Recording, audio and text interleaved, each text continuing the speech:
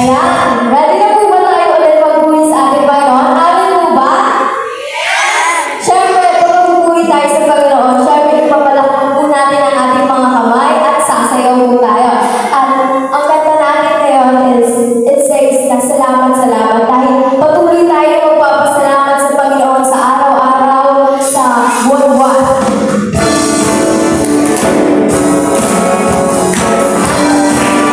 Salamat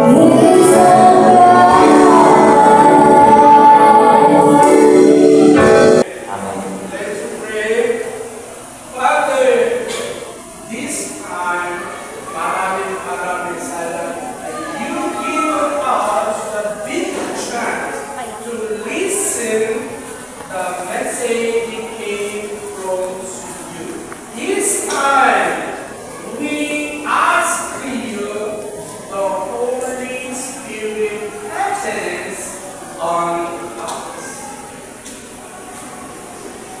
Father, you teach us, guide us. What is your message? And we can understand and follow you. Father, this time, open our spiritual eyes, spiritual mind, spiritual heart. So, show us, explain us, what is your message? In Jesus' name, amen.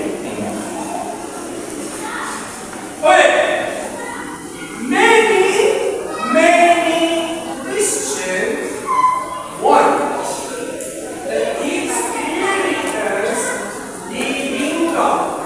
Many Christians want to know who is the God. Maraming mga Kristiyano ang nais mamuhay kasama ang Diyos at maraming mga Kristiyano ang nagnais na sumunod sa Diyos. Yeah. One more again, question to you.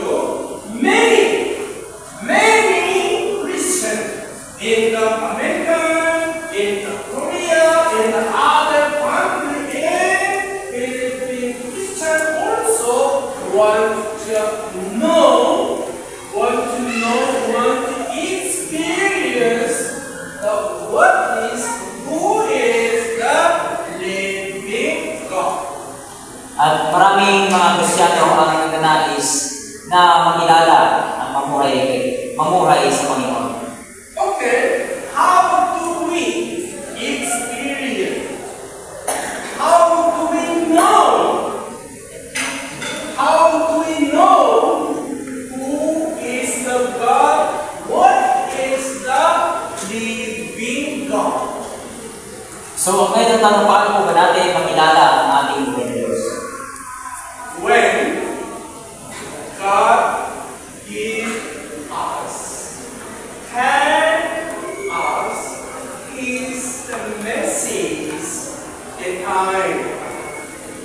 adjust our mind to the Jesus message, God's message, and then obey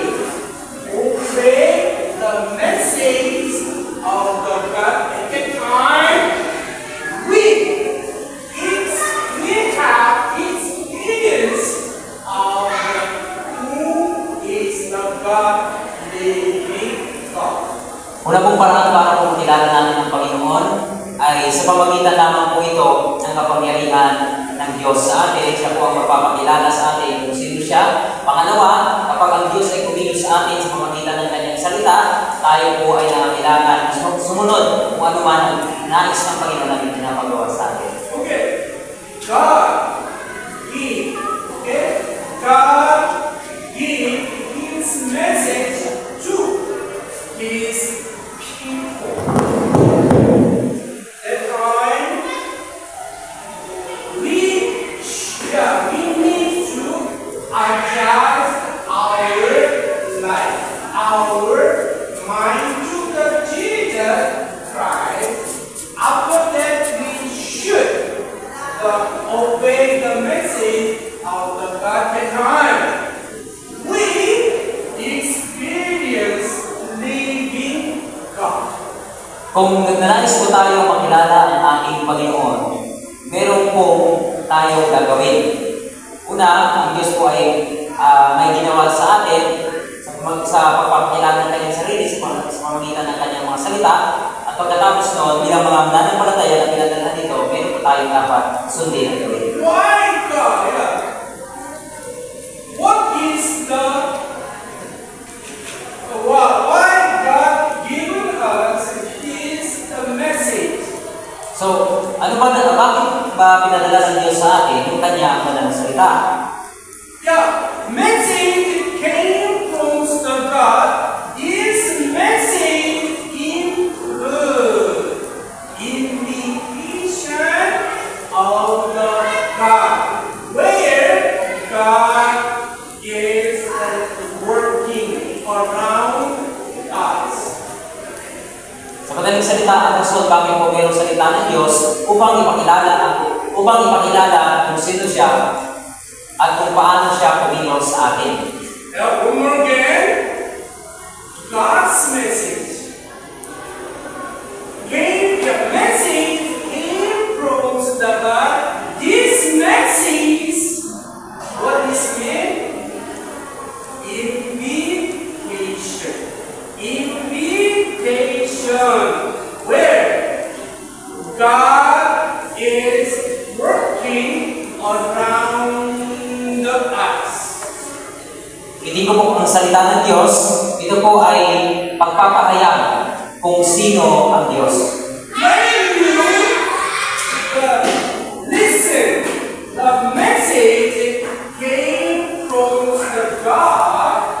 Kaya kapag narinig natin yung salita ng Diyos, We should remember. We should remember what?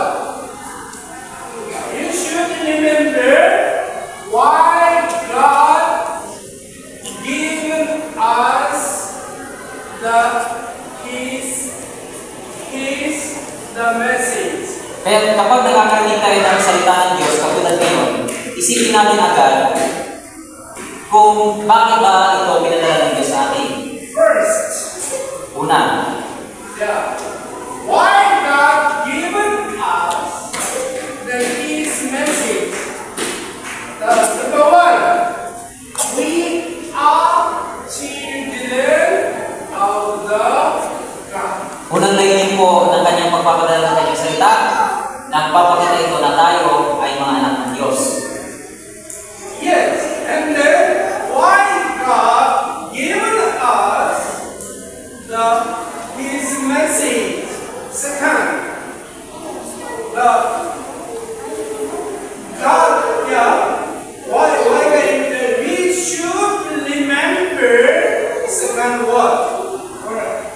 What?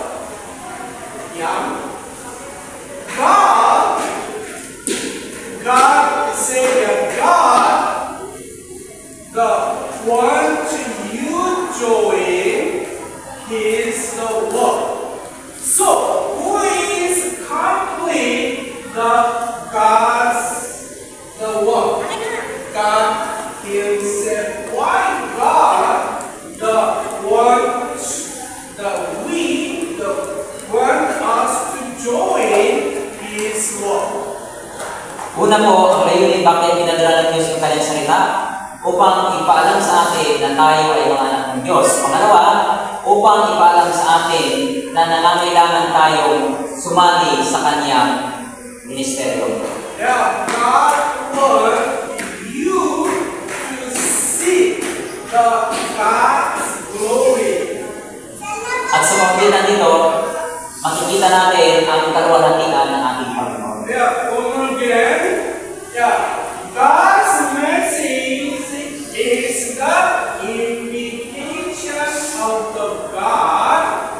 Ulitin ko po, ang salita ng Diyos, ito ay nagpapahayag patungkol sa kung sino ang ating Panginoon. Now, when we hear the message came from the God, we should remember dalawa. Kaya kapag nakakarinig tayo ng salita ng Diyos, may dalawang bagay po tayo tandaan. First, that we are the children of the God. Una po, pinadalan tayo dito kasi tayo mga anak ng Diyos. And God wants that you to see, you to understand who is the God, the glory of the God.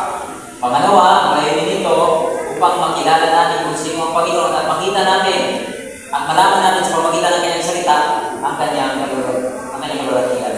Yeah, halimbawa, in our church days, Halimbawa sa ating simbahan, but like children, for the children ministry, could you please the teacher comes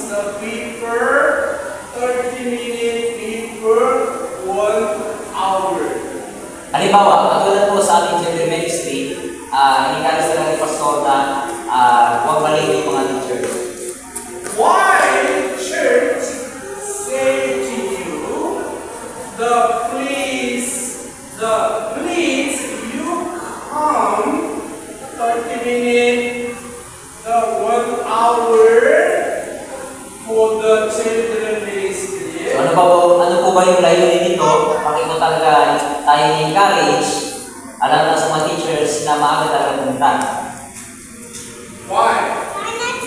First, because you are children of the God. Ang layunin nito, sapagkat ito ay, ang layunin bakit tayo ay maaga pumunta sa ating ministry, sapagkat tayo po ay mga anak ng Diyos. Yeah, church want you to understand who is God. Church want you see. Yeah? You see where God is working around us. At sa pamagitan po ng ating children ministry, makikita natin yung pagkilos ng ating Panginoon. No church given you what? Long lecture. Ito. At sa pamagitan din kasi ng ating teachers training, makikilala ng mga youth, makikilala ninyo kung sino ang Panginoon. Yeah, absolutely. Don't try to say to you, ito, eto. You know ito, eto? The top idol. You know the idol?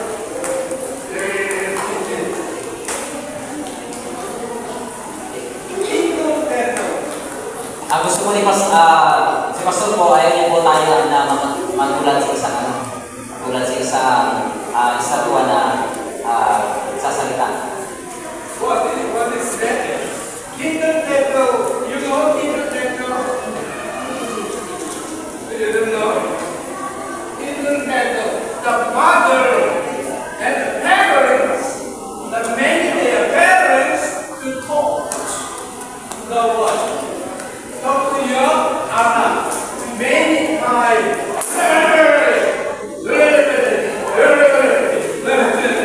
Long story. Okay, gusto mo ipabot ko sa dito. Ayaw niyo po na kapag late mo kasi yung mga yun, ayaw ni Pastor na sisermonan yung mga yun ng mahaba, kapagalitan. Now, long lecture. Yeah, pastor don't give the long lecture. Ayaw niyo po talaga na magsalita ng mahaba sa ating mga yun. Yes. Hello. Why church? Why church is given to you the message came from the God. Ngunit dalawa reason. You are children of the God, and the second, church want you to know where God is working around you, and you see the glory of the God. Ang layunin po, bakit palaging ang church natin, encourage talaga tayo na pahalagahan yung salita ng Diyos, kinakailangan talaga tayo pagiging ng salita ng Diyos, dahil ang nakikinig ng salita ng Diyos ay yung mga anak ng Diyos. Pangalawa, ang layunin po bakit palagi tayo nakakakinig ng salita ng Diyos, palagi tayo encourage, sapagkat sa pamagitan ng salita ng Diyos, makikita natin ang pagkagantian ng ating Panginoon. Yes, Moses, God, through the Moses, had saved all Israel people. Diba, katulad kay Moses, siyang ginamit ng Panginoon para iligtas yung mga Israelita. And God, all Israel people in front of the promised land. inamin din ng Panginoon yung kanyang propeta upang pangunahan yung mga Israelita papunta sa lupang pangako. God has given all Israel people His message through the Moses. At ang mga Israelita rin, habang sila ay naglalakbay, sila ay nakakarating ng mensahe mula sa Diyos sa pamamagitan ng kanyang propeta si Moses. Take care. God said them to give the message, but you enter the promised land and then take it. At sinabi ng Panginoon kay Moses, ang lupang Kanaan ay doon kayo pupunta ng lugar na yun ay ibibigay sa inyo. Yes, God, the promise, the way to Abraham, Isaac, and the Jacob, I give you the promised land. At ang mensahe na ito, na yung lupang Kanaan ibibigay sa mga Israelita ay nagmula pa sa angkan ng mga Israelita mula kay Abraham, ako, at sa iba pa. God made remind all Israel people this the promised land. God made a way their ancestor Abraham, Isaac, Jacob. At habang ang mga Israelita ay naglalakbay, ang Diyos ay nagbigay ng mensahe kay Moses na yung Kanaan ay isang lupang pangako para sa mga pinuno ng mga Israelita. So, God now gave the whole Israel people His message. Go in the promised land and take the gift. Kaya, ang Diyos ay palagi nagre-remind sa mga Israelita sa pamamagitan ng kanyang propeta si Moses na yung lumang pinangako ay yung Kanaan. Why God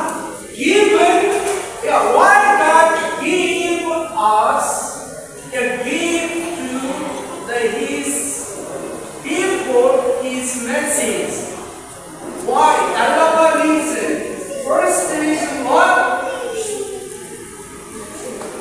Israel people is children of the God.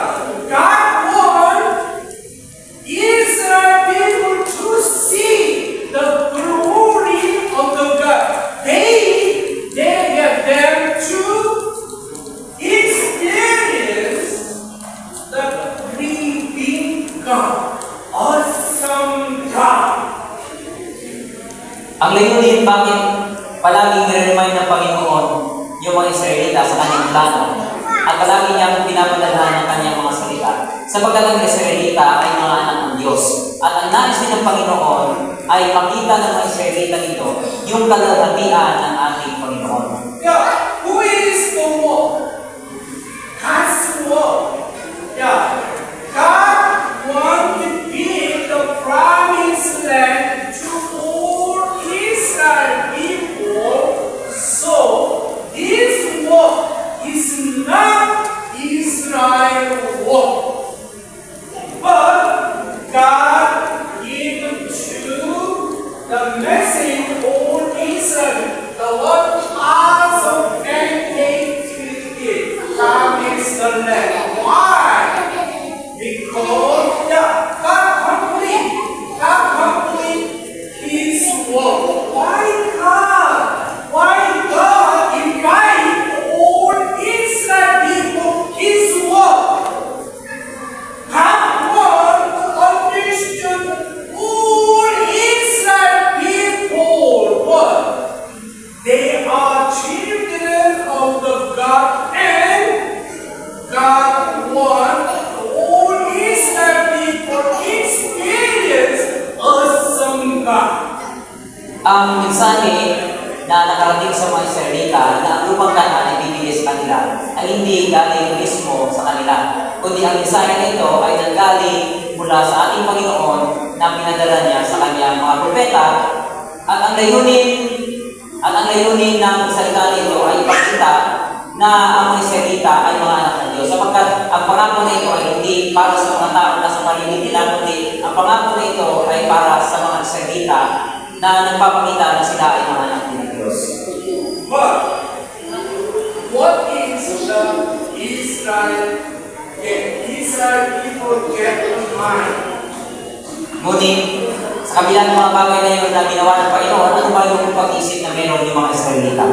They see the search around the promised land through the spy finding back the leftovers to them. At ng isang araw, nagpadala ang isang kawan ng Diyos sa lugar ng Kanaan. Nagpadala sila ng mga espiya. Yeah, Canaan people is the giant like Anakim. At nung ang mga espiya ay nakarating doon sa Kanaan, meron sila isang bagay na kinagugulan nila na kanilang nakita, which is yung mga gante. Yeah, their castle is the big, like the big and the wide and the one on the lights on the heaven. At nung pagdating nila doon, hindi lang nila nakita yung mga malalaking tao, kundi ang nakita pa nila ay malalaking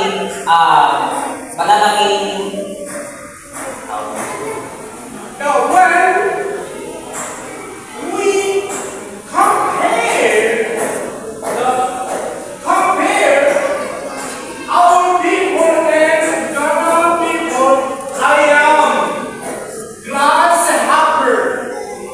They are giants. Kaya nung nakita nila yung malawak na pader, pinaliit nila agad yung kanyang sarili. Sabi nila, pati ay isa lamang nungilit na grasshopper. Yeah, they hold their mind. Wala, take down their mind. And then, yeah, wala, hold. Israel people what? Hold their mind.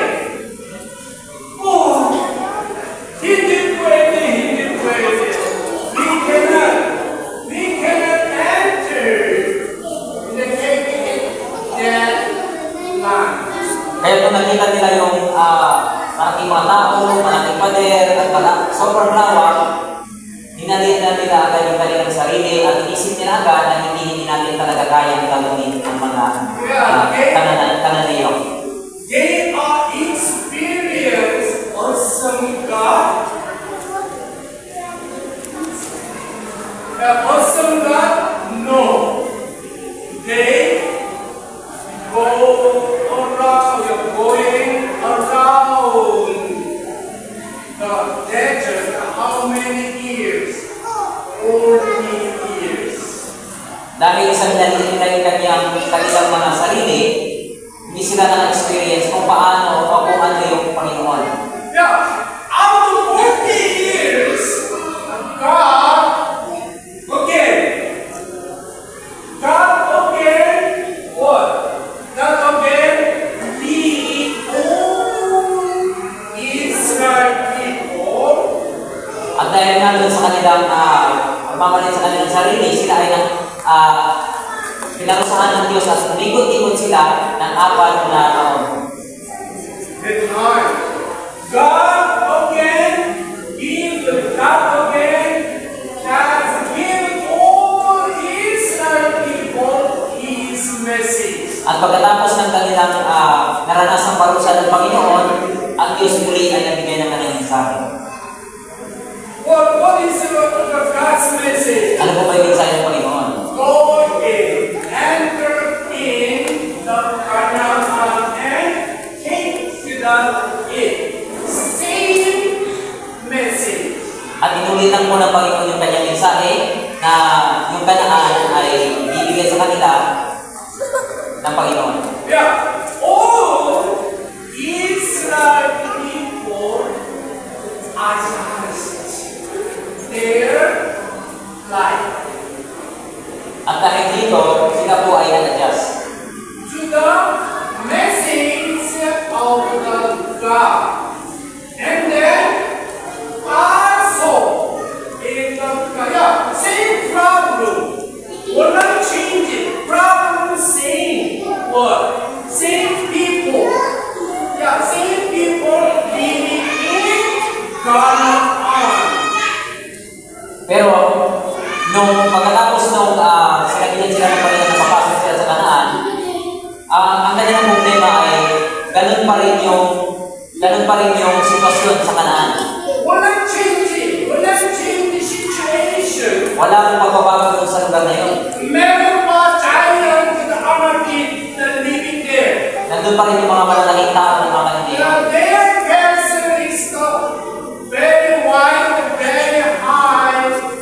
Ang kastilyo nila ay napakalawak at napakahaba. Walang change in the situation.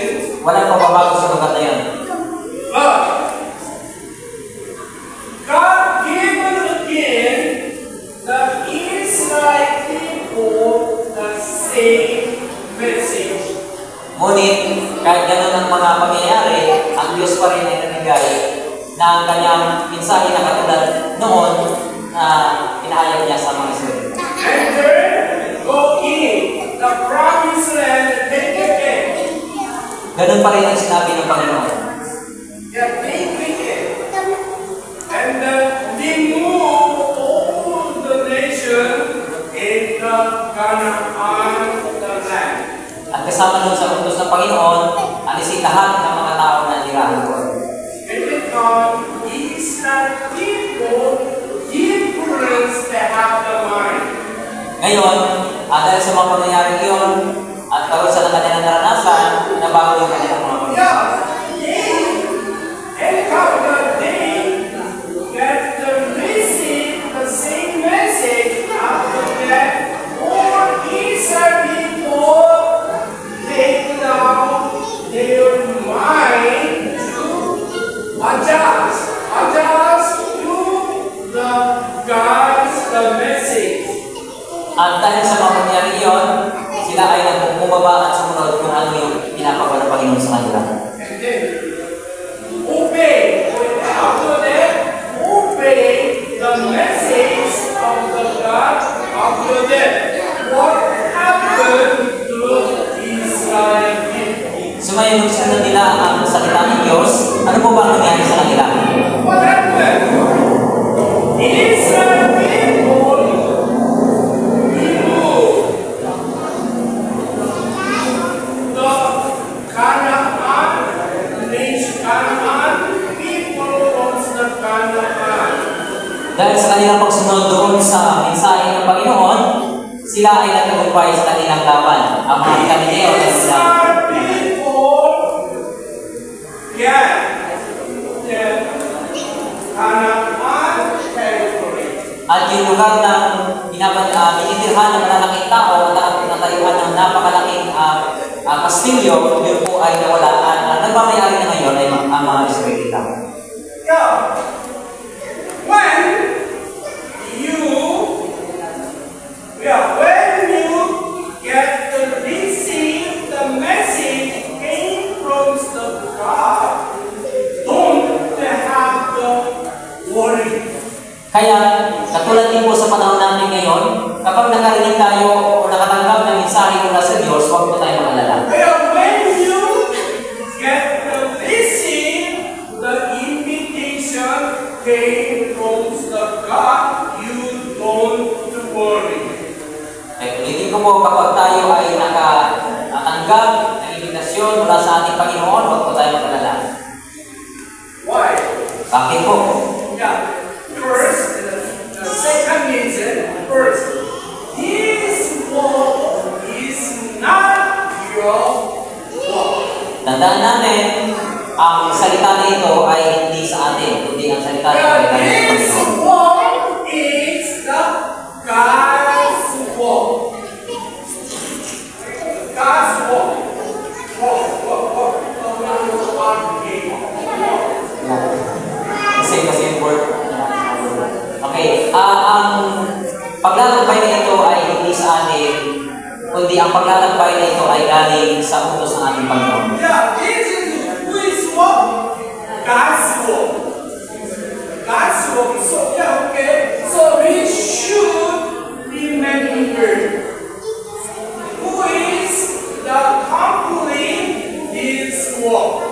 Yeah, God complete God's work. Tandaan natin ang nagbigay ng mensahe at nagbigay ng indikasyon sa atin ay ang Panginoon at ang indikasyon na ito ay paglalakbay na kasama niya. Oh, yeah, okay. Verse 3. Chapter 9, verse 3. Basahin po natin yung verse 3. Subalit, pakatandaan ninyo na ang Diyos ninyong si Yahweh ang nanguna sa inyo, tulad ng isang malakas na apoy. Sila'y kanyang gagabuin upang madali ninyo silang magtataboy gaya ng sinabi ni Yahweh. What is it? God will not close over. All close of the river before you. God is like, what is God? Fire. Fire. What kind of fire? That devouring fire.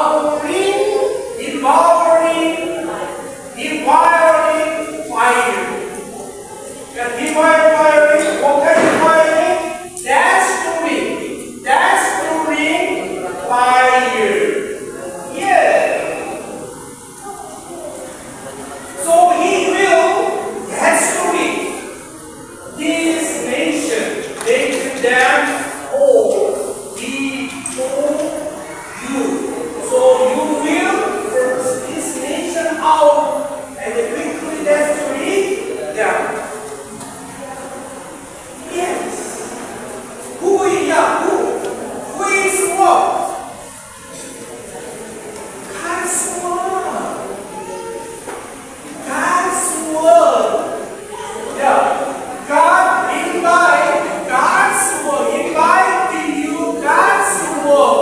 Why God invite us God's word? Because what? Hello, reason. You are children of the God. God wants you to know who I am. I am. What is God? Awesome God. Pakatandaan natin, ang nag-imbita sa atin upang maglakbay bilang mga mananampalataya ay ang Panginoon. At tandaan din natin, ang Diyos ay palagi tayong sasamahan. Siya manguna sa lahat nating journey sa ating buhay. Siya manguna para sa isang napakalakas na apoy at walang sino man ang makapagpipigil ito. Now, what God given us, given our church, His message, invitation. Yeah, shout gospel, shout Jesus, shout kingdom of the God. Kaya tandaan natin, sino po ba ang nag-imbita sa atin upang maglakbay bilang mga magpapahayag ng Ebanghelyo ng Panginoon? That God given us His invitation. Who is what? Our work? No. God's work. Tandaan natin, ang nag-imbita sa atin ay ang Panginoon. At ang paglalakbay na ito ay hindi sa atin. Ang paglalakbay na ito ay sa Panginoon. Why God given us His invitation? I know one reason. First, you are children of the God. God wants to show you, teaching you. God wants you to experience who I am. Kaya, huwag po tayo mag-alala na tayo po ay nakatanggap ng mensahe ng paglalakbay o invitation ng ating Panginoon. Sapagkat ito ay patunay na tayo po ay mga anak ng Diyos. When you get the message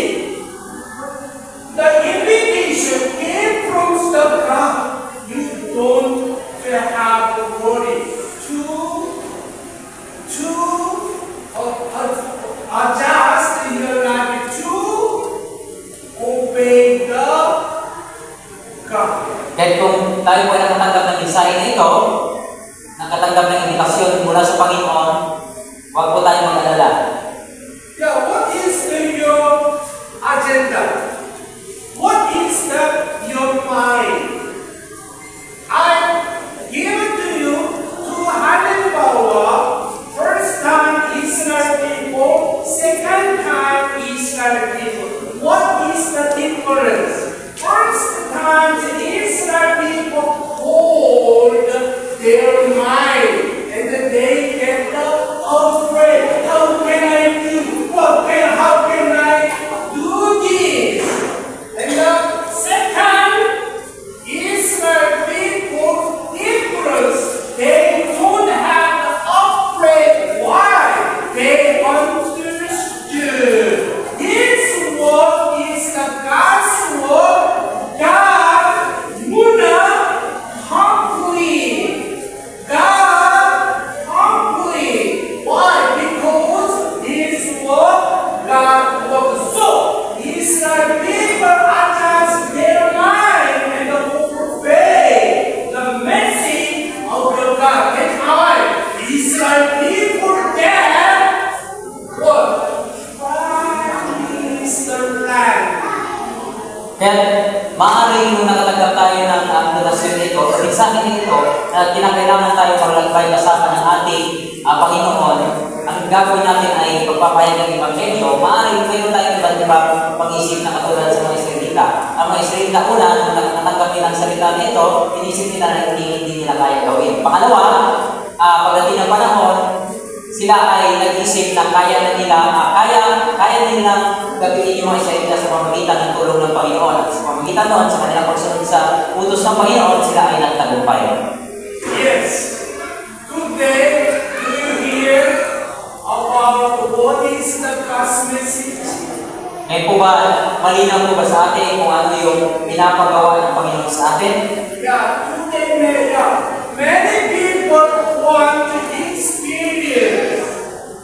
Many people want to know who is the God. Kaya, tandaan natin, maraming mga tao ang nagnanais na sumunod sa Panginoon, nagnanais na kilalanin ang Panginoon. How do we get experience awesome God, Almighty God, living God? So, paano po ba natin maranasan ang kahanga-hangang mga ginagawa ng Panginoon, ang kalulatian ng Panginoon, at iba pang mga kaugalian ng ating Panginoon? Simple. Isang simpleng bagay na po. Obey. Adjust and obey your life to the message of the God. Unang-una po gawin natin ay kinakailangan po tayo ay magpakumbaba at sumunod sa kung anong pinapagawa ng Panginoon. Yeah, you will get experience awesome God, amazing God. Kaya kapag tayo ay sumunod sa Panginoon, marami tayong bagay na malalaman at na-experience patungkol sa ating Panginoon. Oh, yeah, and then I hope our church members remember what?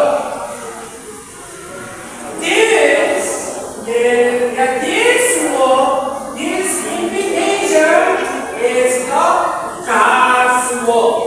God must complete His work.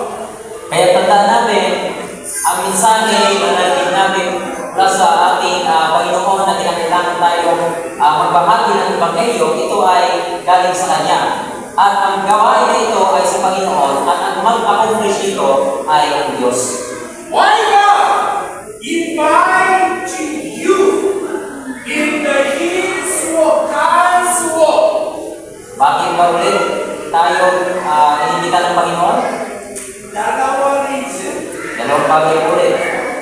Number one, you are children of the God. Wala pong ibang mga tao na gagamitin ng Panginoon upang ipahayag ang kanyang Ebanghelyo, kundi ang kanilang mga anak. Tayo po yun. Second reason, you too understand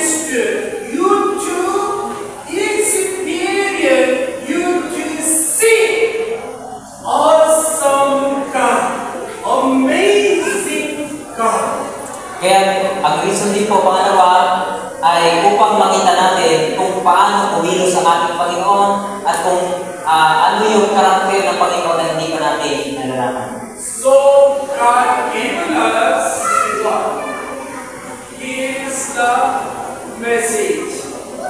Kaya ang Diyos po ay nagpadala ng kanyang mensahe sa atin. So He given us what? His invitation. Kaya napakahalaga napakahalaga yung ginawa ng Panginoon na padala siya ng kanyang invitation sa atin. Yeah, don't worry to follow Jesus, to obey the message of the God. Why? Because God, what you say? Yeah, this is God promised word, verse 3. The Lord your God goes across the river before you. God is like a fire that desperately. He will desperately all this nation, make them all before you. God knows. God work with us.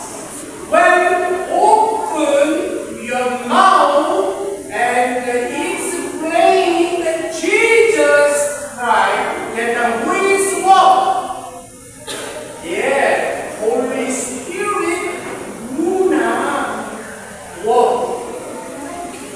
So we can see amazing things God has done for us. Kaya tandaan natin, tayo lamang ay mga instrumento ng Panginoon. Kapag tayo ay nagpapahayag ng Ebanghelyo ng Diyos, hindi po tayo ang nagbabago dun sa tao na nakarinig nun, kundi ang Banal Espiritu ang kilos dun sa tao na nabahagian natin ng Ebanghelyo at sa pamagitan nito ay makita natin ang pagbabago sa Kanya sa pamagitan ng Banal Espiritu. Never forget what God with us. Tandaan natin, sa lahat ng ating gagawin, lalo-lalo sa pagbabago ng Ebanghelyo, kasama natin ang God Diyos. with us always. He never leave us. At kailanman hindi po tayo iniwan ng ating Panginoon. Remember, Yung po palagi natin tandaan. God always with us. Sa lahat ng panahon, kasama natin ang Diyos. So, one more again say, what is the God's message to our church? Ano po ba yung mensahe ng Diyos sa ating sa simbahan? Shout! Shout! Jesus! Shout the Jesus! Shout the Jesus! Ang mensahe po ng Panginoon sa atin, specific ko lang po, ang mensahe ng Panginoon ay kinakailangan po tayo magpahayag